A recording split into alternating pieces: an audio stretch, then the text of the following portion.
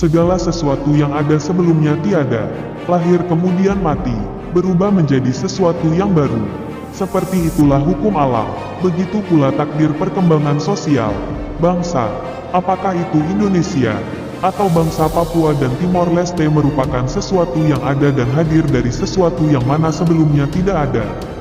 Dan karenanya dapat bertransformasi, 150 tahun yang lalu belum ada bangsa Indonesia, sebagai konsep maupun identitas. Begitu pula bangsa Papua, masa itu wilayah-wilayah di Nusantara merupakan wilayah yang dikuasai tuan-tuan feodal kecil maupun puak-puak yang mempertahankan privilegnya dari invasi merkantilis Eropa. Bangsa dan kebangsaan dikenali dan diyakini belum sampai 1,5 abad lamanya di Nusantara ini. Mereka yang berpandangan NKRI harga mati sungguh salah kaprah dan sesat pikir. Indonesia dan keindonesiaan sangat mungkin bertransformasi menjadi sesuatu yang lain. Begitu Papua dan kepapuaannya, Indonesia dan kebangsaannya merupakan sesuatu yang unik.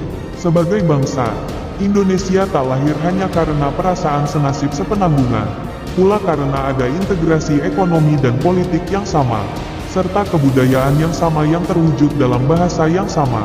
Namun proses apa yang disebut sebagai national character building, mandek bahkan mundur karena penindasan Orde Baru. Reformasi setengah hati ini tak membuat proses tersebut melangkah maju. Mengapa? Sebab reformasi tak pernah tuntas dan kesalahan masa lampau tak kunjung diperbaiki. Kita hidup dalam selimut perdamaian palsu. Integrasi Papua ke Indonesia penuh dengan paksaan, kekerasan dan tipu daya. Hal tersebut merupakan fakta yang tak terbantahkan. Paksaan, kekerasan, dan tipu daya terhadap rakyat Papua merupakan cerminan dari pembekuan nilai-nilai dan filosofi bangsa Indonesia yang termaktub dalam konstitusi Republik ini. Nilai-nilai dan filosofi yang merupakan hasil dari perjuangan melawan kolonialisme, kapitalisme, dan rasisme saat itu. Dan segala macam paksaan, kekerasan, tipu daya dan tindakan rasial merupakan metode untuk penundukan dan melanggengkan penindasan serta penjajahan terhadap rakyat Papua. Papua yang begitu majemuk dengan ratusan suku, tak sedikit diantaranya terisolir satu dan lainnya antara gunung dan pantai, dan terhambat dengan keragaman bahasa yang tinggi. Namun keadaan hari ini masalah-masalah tersebut tak cukup membendung pertumbuhan bangsa Papua. Penindasan yang begitu sistemik selama 58 tahun ini mempercepat pertumbuhan karakter kebangsaan. Perasaan yang sama telah tumbuh di antara rakyat Papua berbeda-beda suku dan bahasa, yakni perasaan sebagai orang-orang terjajah. Sebagaimana perasaan yang sama pula di antara orang-orang Indonesia saat di bawah penjajahan Belanda dan Jepang.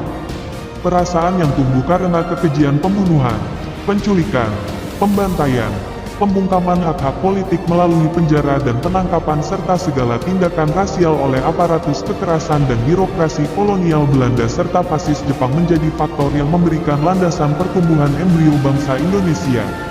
Selanjutnya kaum pergerakan pembebasan nasional mempercepat proses tersebut. Apa yang terjadi pada Indonesia begitu pula yang terjadi pada Papua. Tak sepenuhnya sama namun secara esensial tak berbeda. Kekerasan sistemik aparatus TNI dan Polri serta diskriminasi birokrasi memperkuat tumbuh kembang embrio bangsa Papua. Aspek sejarah tahun 1961 sampai tahun 1969 yang ditelikung menjadi landasan historisnya. Tak ada jalan kembali, sebagaimana Indonesia tak akan kembali ke zaman Majapahit atau Sriwijaya. Papua pun pada akhirnya akan menemukan takdir sejarahnya sebagai sebuah bangsa yang dapat menentukan nasibnya sendiri. Alih-alih menghambat proses tersebut dengan pemenjaraan, penangkapan, pembunuhan, pembantaian yang berujung pada genosida perlahan, dan segala macam operasi gabungan di tanah Papua dilakukan, yang terjadi kehendak rakyat Papua menentukan nasib sendiri justru mengkristal. NKRI harga mati hanyalah jargon untuk mempertahankan persatuan, bukan persatuan, menancapkan ketakutan serta ancaman bukan persetujuan dan kesepakatan. Faktanya, karena doktrin NKRI harga mati banyak orang Papua mati.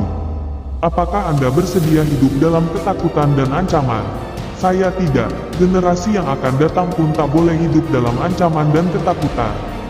Demokrasi harus diperluas agar setiap orang bebas dari rasa takut, dari ancaman, bebas bicara hingga bebas menentukan nasib dan masa depannya sendiri. Sehingga kita dapat hidup dalam kedamaian dan persatuan sebagai manusia, bukan ancaman dan persatuan.